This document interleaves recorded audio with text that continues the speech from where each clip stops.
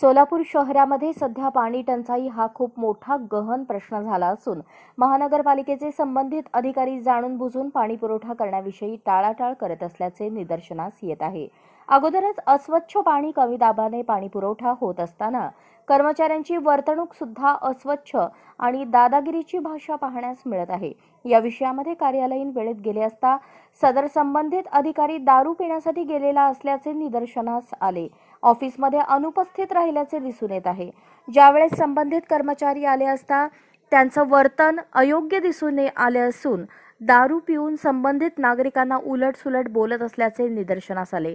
अनुदानावर कार्यरत असलेल्या कर्मचाऱ्यांनी जनता राज्य न्यूज चॅनलच्या पत्रकारांना उद्धट भाषेत उत्तरे देऊन कॅमेरा हिसकावून घेण्याचा प्रयत्न केला।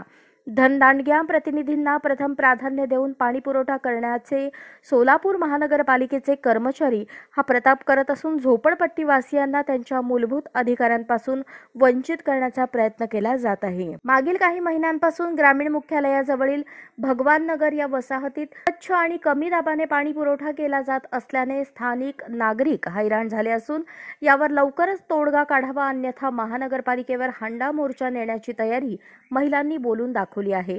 तरी महापालिका आयुक्त शीतल तेलयुगले यांनी याविषयी दखल घेऊन गांभीर्याने संबंधित अधिकाऱ्यांचे निलंबन करावे असे नागरिकांकडून बोलण्यात येत आहे। नमस्कार सोलापूरकर, मी आहे झोन विभाग 13 मध्ये। हा आहे चावीवाला कर्मचारी, 4/12 याची ड्युटी आहे।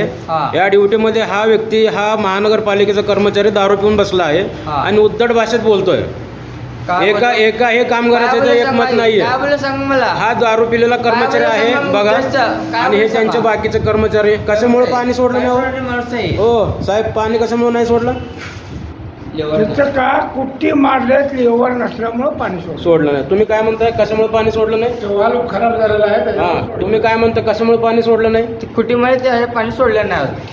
हे 3 कर्मचारी आहेत, 3ही कर्मचाऱ्यांचे वेगवेगळे विधान येतात तिथं। एक सुद्धा माणूस कामाचा नाही। बघा सोलापूरकर, आयुक्त शीतल तेली मॅडम या गोष्टीवर गांभीर्याने लक्ष द्या पहा, आणि या कर्मचारीचा मुजोरेपणा पण पहा, काय पद्धतीने बोलतोय। हा एक पत्रकाराला या भाषेत बोलत असेल तर साध्या नागरिकाला काय भाषेत बोलत असेल याचा विचार करा। आणि महानगरपालिकेने या असल्या दारू पिणाऱ्या कर्मचाऱ्यावर कडक कारवाई करावी, ही अशी सर्व जनतेतून विनंती येत आहे।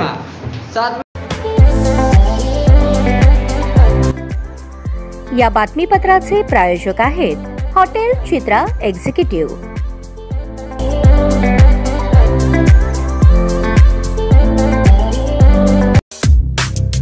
या बातमीपत्राचे प्रायोजक आहेत विराज मॉल।